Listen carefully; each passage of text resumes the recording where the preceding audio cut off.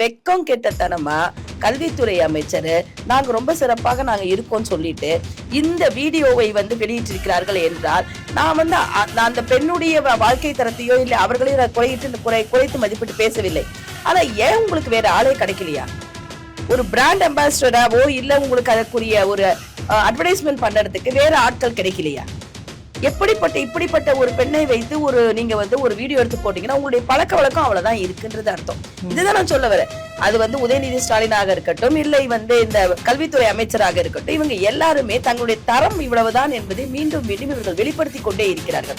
இது என்னன்னா, இவர்கள் கல்வியை பற்றியோ கல்வி தரத்தை பற்றியோ மாணவர்களுடைய முன்னேற்றத்தை பற்றியோ தமிழகத்தை பற்றியோ கவலைப்படாமல் அவர்களுக்கு பிடித்தவர்களை வைத்து செய்து கொண்டிருக்கிறார்கள்.